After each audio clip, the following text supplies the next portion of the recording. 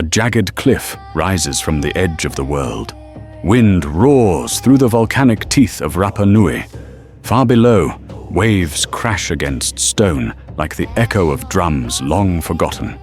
A boy runs, barefoot and bleeding. Behind him, warriors chase with sharpened coral blades. He carries no weapon, only an egg, wrapped in leaves, fragile as breath.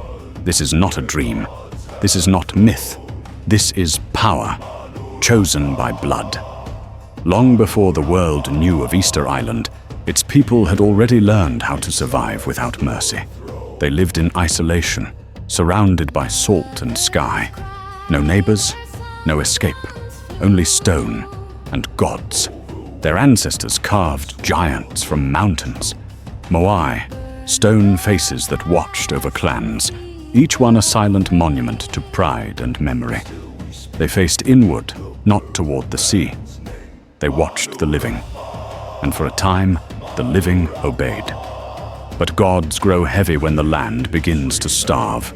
The forests vanished, the canoes broke. The old ways of planting, of sharing, of praying crumbled into ash.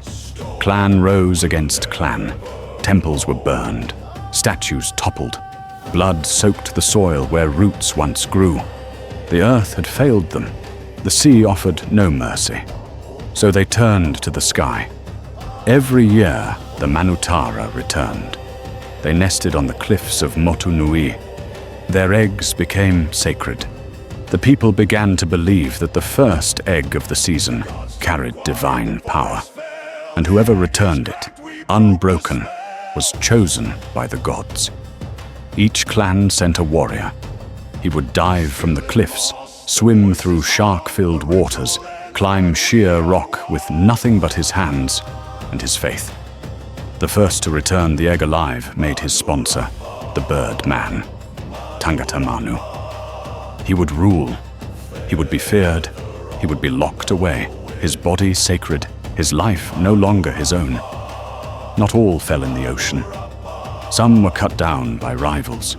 Some were poisoned before they could climb. Others were drowned by hands that smiled the day before. The ritual was not just religion. It was war in disguise. It was control, crafted in feathers and silence. It was order forged through blood. No one questioned it, not even when children began to vanish in the night, not even when mothers wept at cliff's edge, year after year. The island had made its choice, and it chose sacrifice. This is not a story of lost paradise. This is the truth carved into the bones of cliffs. The bird man was not a savior. He was a survivor. And this is the ritual that ruled them all.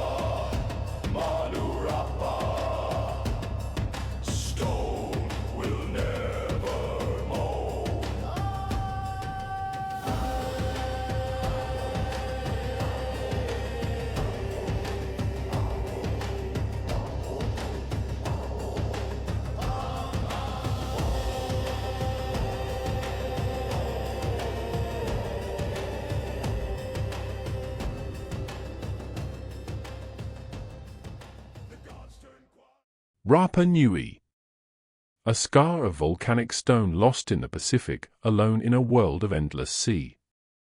3 ancient volcanoes birthed it, Teravaka, Poika, and Reino Kau, each shaping a land that defied the odds.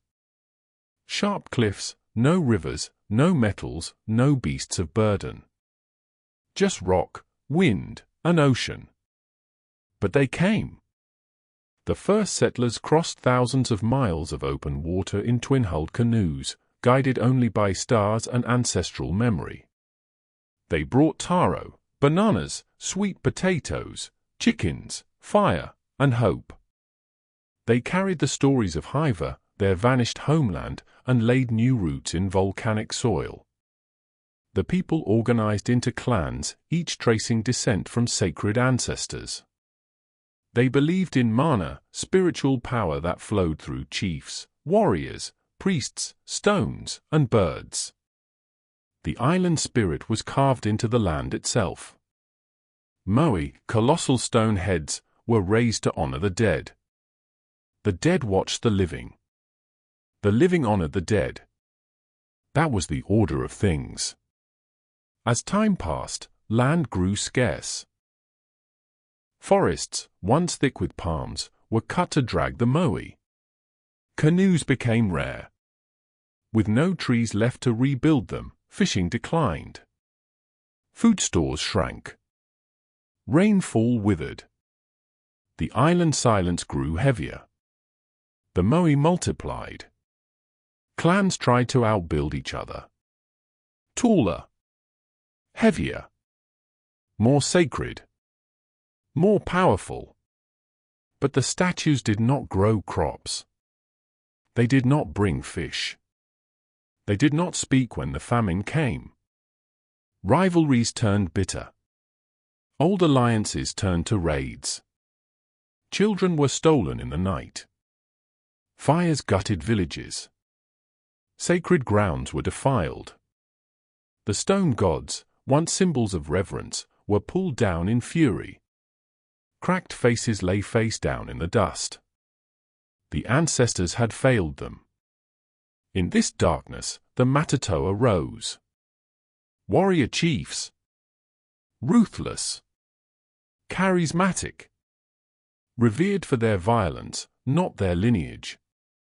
Authority now came through fear, not lineage. Blood over wisdom. Spiritual life fractured. The old priesthood faded. The Moai-building religion collapsed under the weight of hunger and civil war. A new belief emerged, fierce, raw, and born of desperation. On the cliffs of Orongo, a ritual took shape. A test. A sacrifice. A spectacle. Each clan chose a champion, young, strong, fearless. He would swim across shark-infested waters to the offshore islet of Motunui. There, he would wait for the return of the sacred Manatara, the sooty tern. When the first egg was laid, he would steal it. Then he would return the way he came, leaping from cliffs, climbing deadly rock, dodging enemies. To carry the egg without breaking it meant victory. But to win was to make his sponsor, the clan chief, the Tangata Manu, the Birdman. For 1 year, he would rule the island. Not with a throne or a crown, but with divine legitimacy. He would retreat to ceremonial seclusion, served and feared. But there was no peace in this power. The Birdman was a figure of awe and dread. Every year the struggle resumed. New warriors. New blood. The ritual brought temporary order, but also renewed tension. Cheating was common. Assassinations, sabotage, poisoned food, ambushes before the climb. The ritual was not just a religious event. It was a proxy for civil war, transformed into spectacle. The people of Rapa Nui clung to the ritual not because it saved them, but because it was all they had left. The forests were gone. The moai had fallen. The stars remained silent. But the birds still returned. The cliffs still stood. And the ocean still churned. They found meaning in pain. Order in violence. Power in blood. The statues no longer stood. The gods had fallen, face down in the dirt, their lips cracked, their eyes buried beneath moss and broken rock.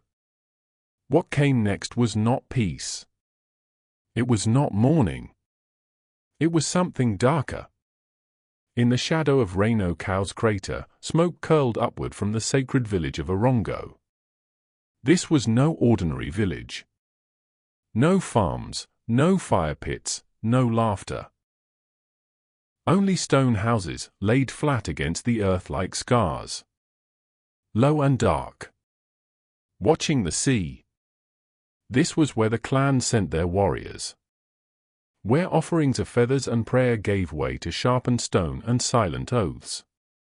Each spring, when the winds changed, when the skies turned blue and the sooty turns returned to the sea cliffs, the ritual came to life.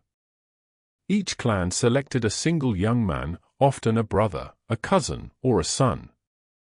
He became the Hopu, a sacred climber, a sacrifice in waiting. He would descend the cliffs of Reino Cow barefoot, cut his feet on jagged stone, then swim the open ocean to Motu Nui.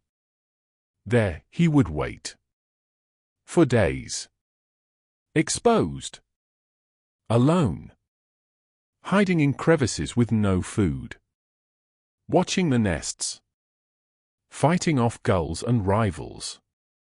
Listening to the sound of the waves beneath him and the death cries of others. When the first Manatara egg was laid, it was a race. Climb. Grab. Return. If he succeeded, his patron would be named Tangata Manu, the Birdman, and rule the island until the next year. But if the egg broke, it was a curse. His clan would fall in shame. His name erased. Sometimes it was hands from other Hopu in the dark, drowning competitors in silence to give their own clan the edge. This was no festival.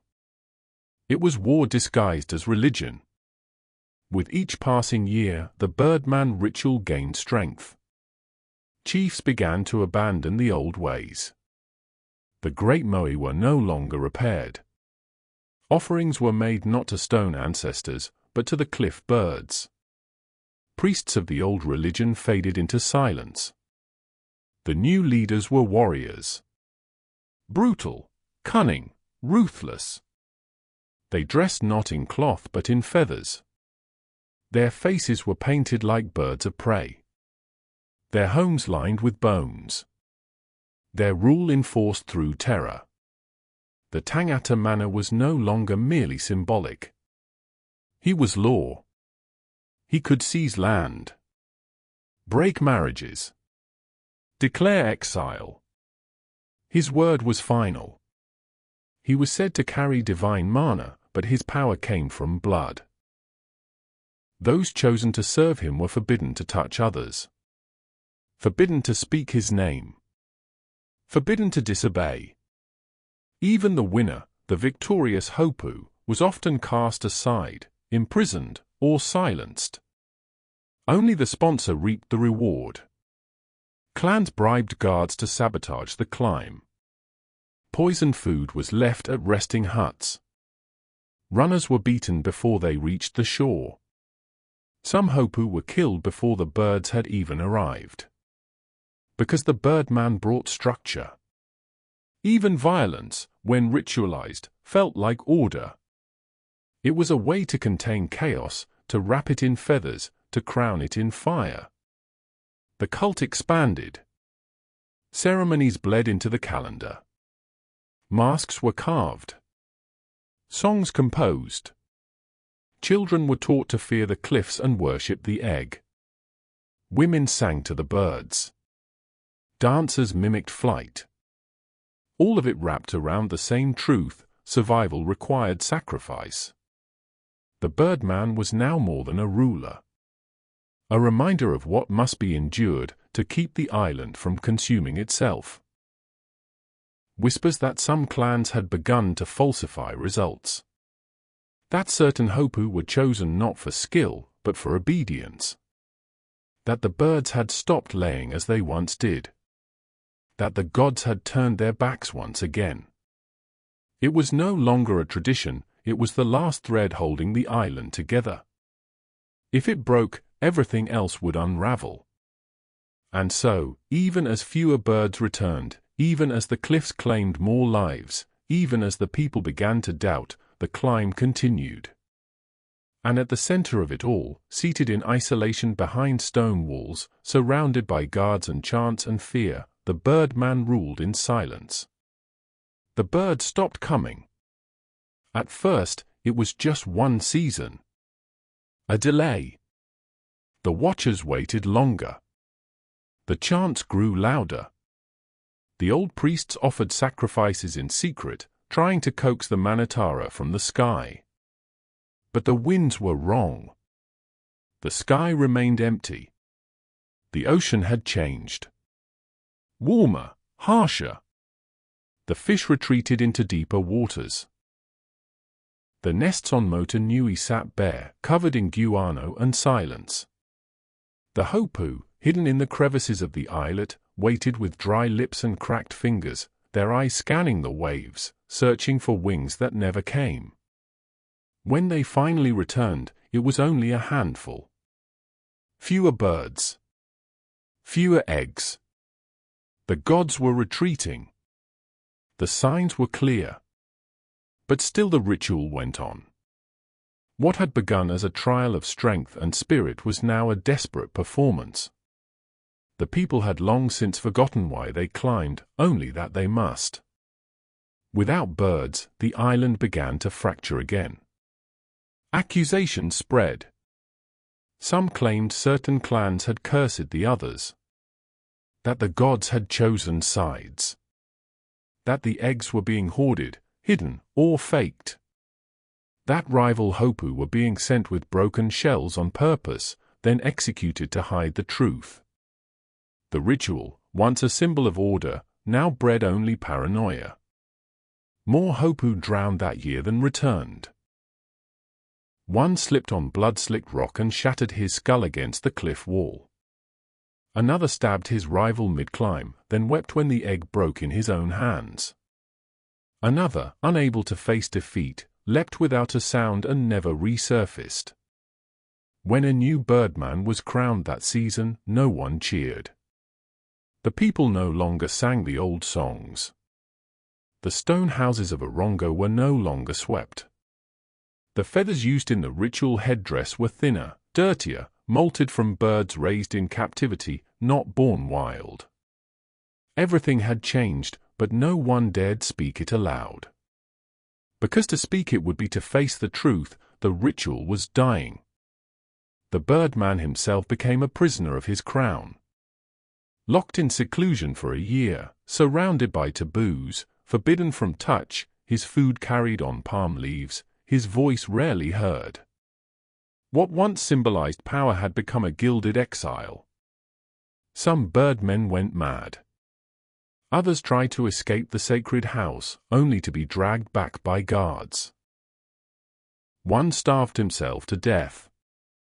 Another tried to burn the village of Orongo to the ground. He was stoned before he reached the edge. The clans grew restless. Secret alliances formed. Warriors whispered in caves and behind the fallen moe. There were plots to end the ritual altogether, to return to the old gods, or create new ones entirely. In the shadows of the cliffs, dissenters were found with their throats cut. A sacred priest was buried alive beneath a broken statue. 2 entire families vanished from the island's southern shore. Their homes burned to the ground. No one spoke their names again. They no longer played at being birdmen. They drew no eggs in the dust. They turned their eyes away when the hopu passed. The cliff that had once echoed with song now echoed with screams. And then came the final insult, iron and gunpowder. Foreign sails appeared on the horizon. Strangers landed with boots and muskets and names the islanders could not pronounce. They brought metal, mirrors, rope, and crosses. They saw the stone giants. They saw the blood rituals. They saw opportunity. Dozens of Rapa Nui were taken and sold across the seas. Some were priests. Others were warriors. One, it is said, was a reigning birdman dragged from his sacred chamber, feather crown torn from his head, shoved aboard a ship with chains on his wrists.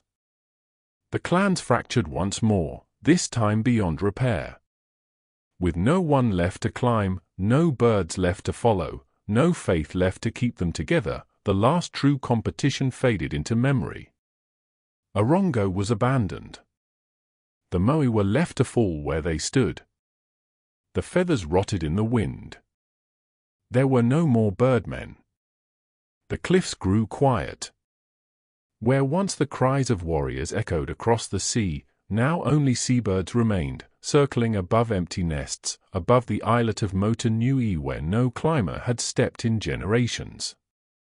Orongo stood abandoned. Stone houses, once sacred, were choked with vines. Roofs collapsed. Walls crumbled. The sacred platform where the birdman was once crowned now faced only wind and sea. No songs.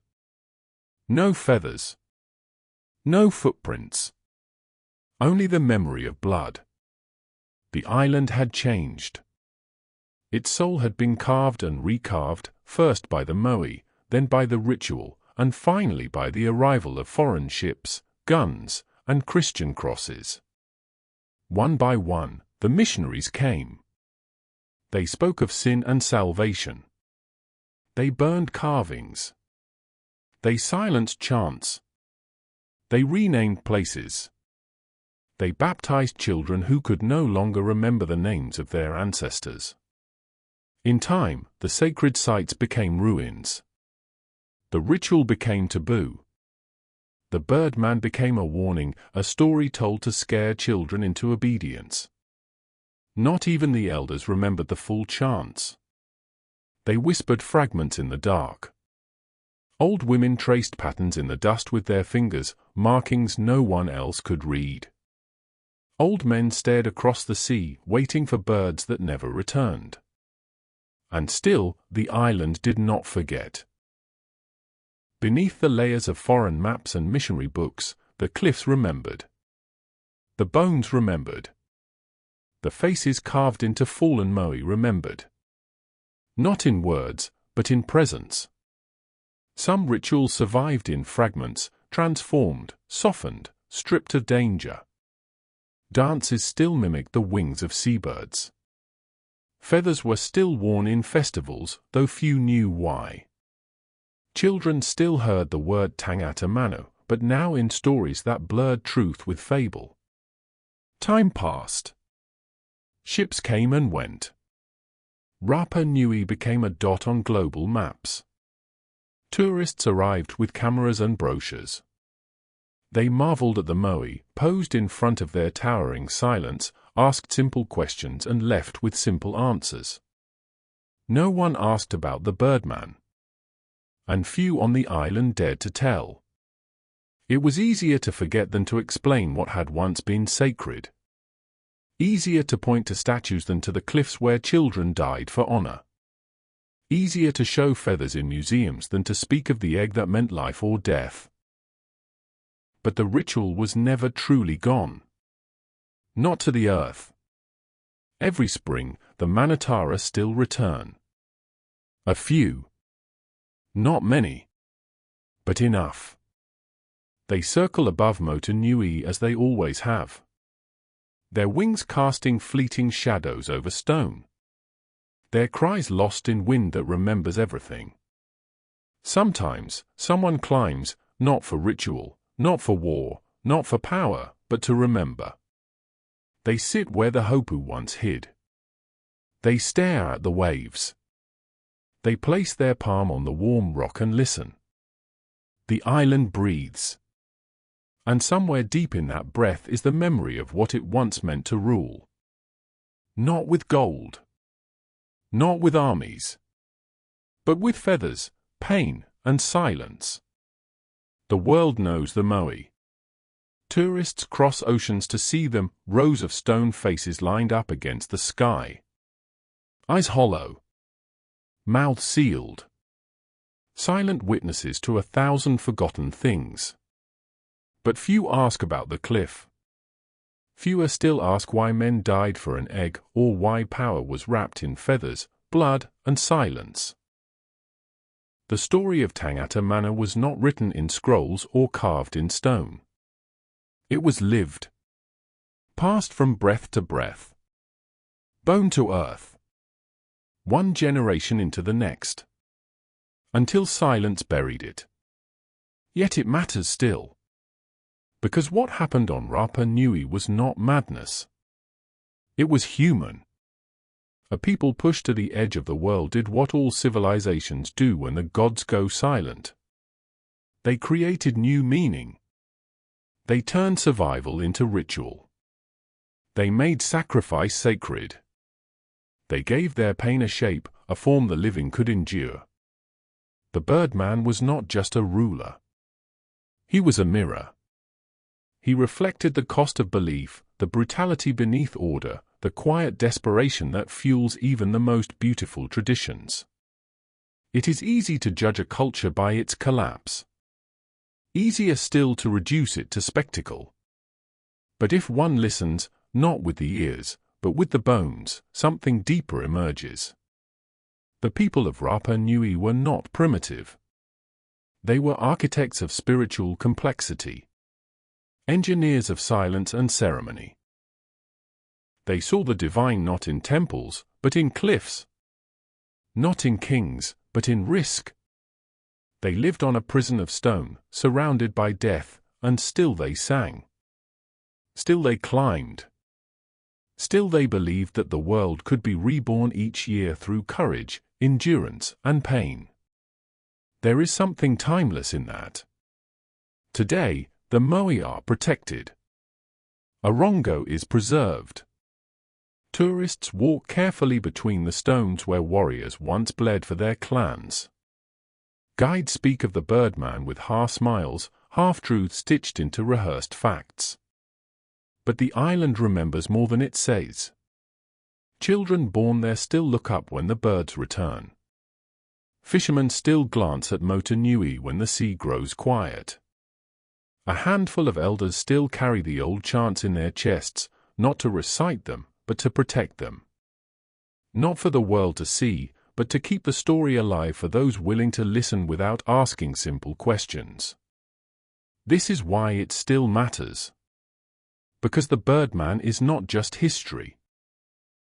He is a reminder that when everything falls, when the gods disappear, when the land fails, when the stones collapse and the stories go dark, what remains is choice. The choice to build again. To believe again. To climb, even when there is no summit.